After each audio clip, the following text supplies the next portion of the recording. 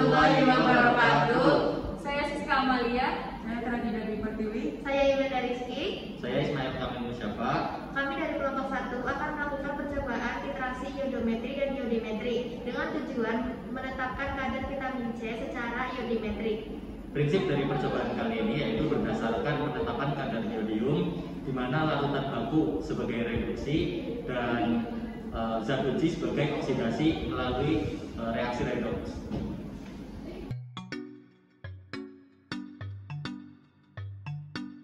Pada praktikum kali ini yang berjudul titrasi iodimetri bertujuan untuk menentukan kadar suatu asam askorbat dengan menggunakan titrasi iodimetri.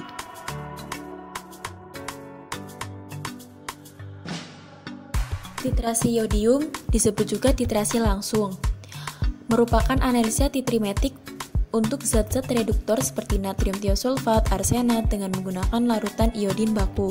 Percobaan ini menggunakan prinsip titrasi redoks yang melibatkan proses oksidasi reduksi. Untuk mengetahui kadar vitamin C menggunakan iodium, iodium akan mengoksidasi senyawa-senyawa yang mempunyai potensial reduksi yang lebih kecil dibandingkan dengan iodium. Vitamin C mempunyai potensial reduksi yang lebih kecil daripada iodium sehingga dapat dilakukan titrasi langsung. Pendeteksian titrasi akhir pada iodimetri ini adalah dilakukan dengan menggunakan indikator amilum yang akan memberikan warna biru pada saat tercapainya titik titrasi. Oksidasi mengacu kepada setiap perubahan kimia di mana terjadi kenaikan bilangan oksidasi. Proses oksidasi disertai dengan hilangnya elektron, sedangkan reduksi memperoleh elektron. Oksidator adalah senyawa di mana atom yang mengalami penurunan bilangan oksidasi. Sebaliknya pada reduktor, atom mengalami kenaikan bilangan oksidasi. Mengapa titrasi iodimetri harus dilakukan dengan lambat? Karena I2 sempurna bereaksi dengan sampel. Jika titrasi cepat, maka iodium tidak bereaksi sempurna dengan sampel, sehingga titik akhir titrasi lebih cepat tercapai dan hasilnya tidak akurat.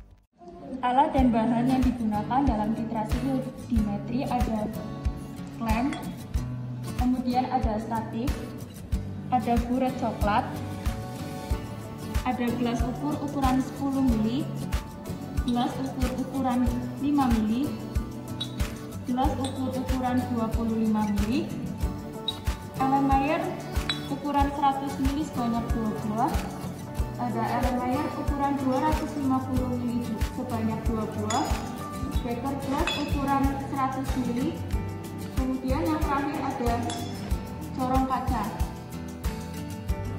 Bahan yang digunakan adalah iodium 0,1N, NaHCO3, arsen trioksida, indikator metil orange, NaOH1N, HCl encer, H2SO4 encer, Aquades, air bebas CO2, dan indikator kanji.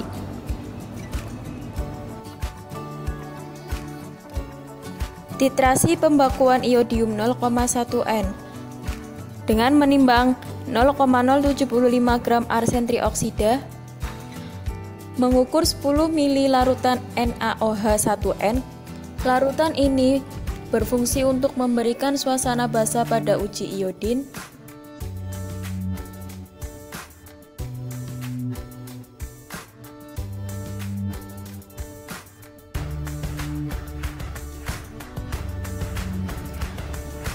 Serbuk arsen tadi dimasukkan ke dalam Erlenmeyer, ditambahkan dengan 10 mili NaOH1N dan dimasukkan ke dalam Erlenmeyer. Digojok sampai arsen tersebut larut.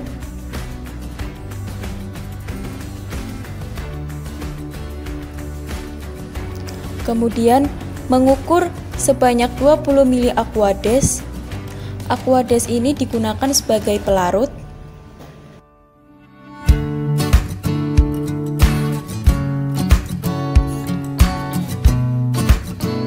Larutan Aquades tadi yang telah diukur dimasukkan ke dalam Erlenmeyer.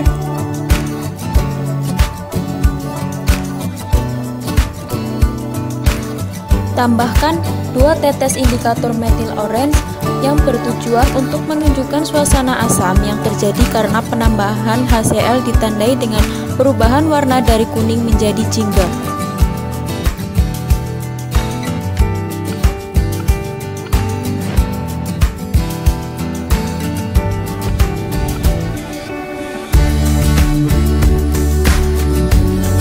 Ditambahkan setetes demi setetes HCl encer sampai warna menjadi jingga.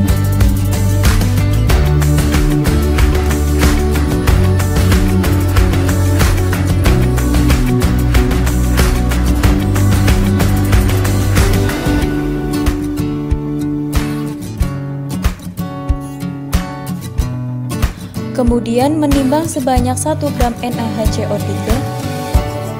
NaHCO3 ini sebagai katalisator.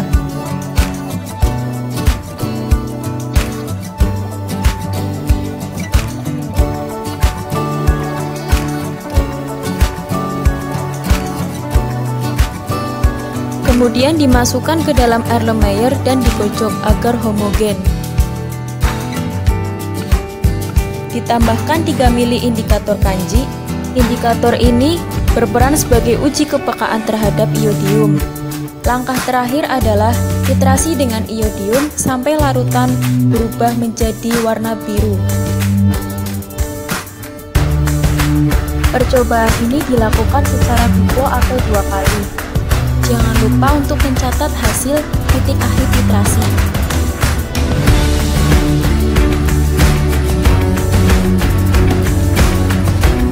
Percobaan selanjutnya yaitu titrasi penentuan kadar vitamin C atau asam askorbat. Yang pertama, kita timbang sebanyak 0,2 gram serbuk vitamin C dengan menggunakan timbangan digital. Kemudian, kita ukur sebanyak 50 ml air bebas CO2. Air bebas CO2 digunakan karena CO2 dapat mengoksidasi vitamin C sehingga titik akhir titrasi menjadi lebih dekat atau volume iodium yang digunakan bisa semakin sedikit. Setelah diukur, kemudian larutan dimasukkan ke dalam gelas beker.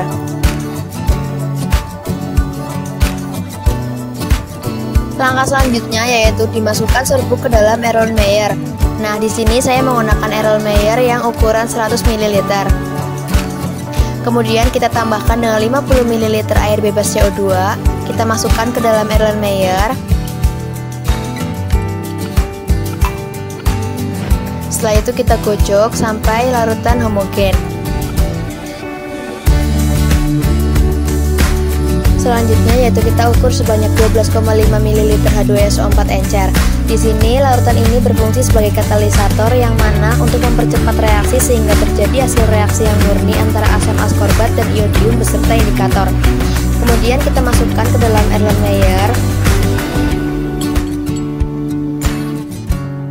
Langkah selanjutnya yaitu kita ambil 5 ml sampel, kita ukur dengan menggunakan gelas ukur, kemudian kita masukkan ke dalam Erlenmeyer. Di sini saya menggunakan Erlenmeyer ukuran 250 ml. Lalu kita tambahkan dengan 1 ml indikator kanji. Di sini saya gunakan pipet tetes karena 1 ml sama dengan 20 tetes.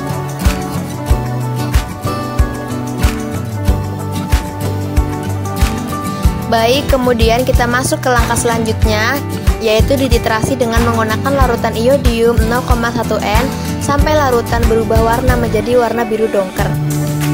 Bisa dilihat ya teman-teman, ini adalah proses titrasinya.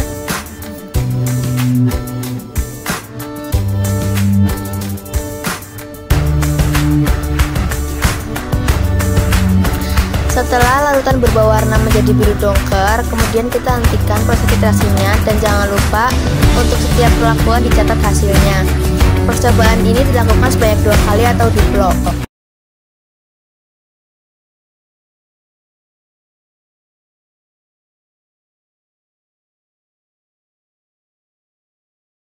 Untuk perhitungan pertama, yaitu pembakuan iodium, diketahui titik akhir titrasi yang pertama sebanyak 16,4 ml, untuk TAT yang kedua 17,1 ml, untuk berat AS2O3-nya 75 mg, sedangkan untuk BMAS2O3-nya 98,92. Yang ditanya adalah normalitas iodium dengan menggunakan rumus sebagai berikut. Untuk normalitas yang pertama, 75 mg dibagi dengan 16,4 ml dikali 98,92 diperoleh 0,046 N. Untuk normalitas yang kedua, 75 mg dibagi dengan 17,1 ml dikali 98,92 diperoleh 0,044 N. Untuk rata-rata normalitas iodium, N1 ditambah N2 dibagi dengan 2. 0,046 ditambah 0,044 dibagi 2 diperoleh 0,045 N. Selanjutnya yaitu perhitungan kadar vitamin C. Yang pertama itu diketahui TAT1 sebesar 0,75 ml, yang TAT kedua yaitu sebesar 0,5 ml. Kemudian ada volume awal itu 62,5 ml, volume yang diambil sama dengan 5 ml, dan berat vitamin C yang diambil yaitu 200 mg. Yang ditanya yaitu kadar vitamin C. Nah, kemudian dijawab ini rumus TAT konversi yang digunakan yaitu volume diambil per volume awal sama dengan volume titran per X. Untuk TAT yang pertama konversinya yaitu 5 mil per 62,5 mil sama dengan 0,75 mil per X. X yang dihasilkan yaitu 62,5 mil dikali 0,75 mil per 5 mil didapat hasil sebesar 9,375 mil. Kemudian untuk TAT2 konversinya yaitu 5 mil per 62,5 mil sama dengan 0,5 mil per X. X yang dihasilkan yaitu 62,5 mil dikali 0,5 mil per 5 mil. Kemudian hasil akhir dari X-nya yaitu 6,25 mil.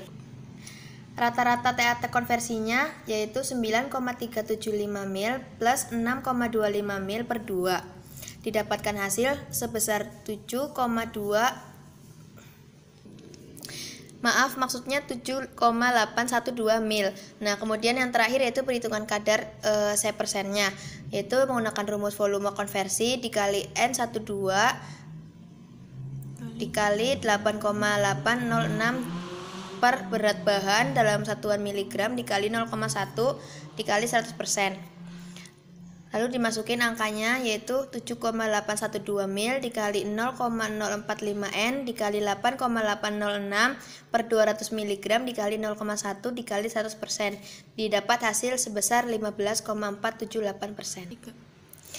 Nah, dari perhitungan kadar tersebut didapat hasil 15,478%. Nah, dari perhitungan ini maka dapat disimpulkan bahwa kadar tablet vitamin C tidak memenuhi persyaratan kadar yang tertera pada Pharmacope Indonesia edisi 4 halaman 39, yaitu tidak kurang dari 90% dan tidak lebih dari 110%. Kesimpulannya, yang pertama, titrasi iodimetri selain untuk menetapkan kadar asam askorbat bisa juga digunakan untuk menetapkan natrium tiosulfat, metapiron atau antalgin, serta natrium tiosulfat dan sediaan injeksi. Yang kedua, hasil titik akhir titrasi yang ditunjukkan dengan adanya perubahan warna larutan menjadi warna biru kehitaman.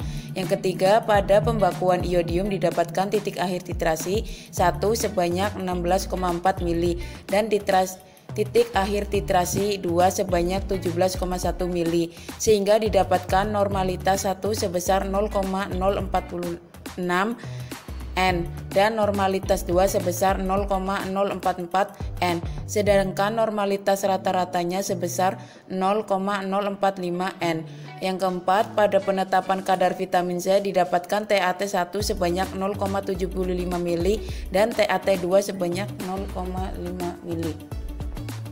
Dan yang terakhir, yang kelima, kadar vitamin C persen yang diperoleh sebesar 15,478%.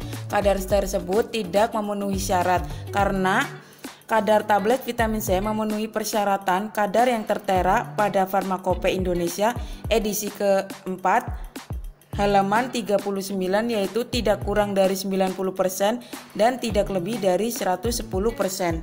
Demikian proses percobaan titrasi iodimetri. dari kelompok kami. Semoga bermanfaat. Wassalamualaikum warahmatullahi wabarakatuh.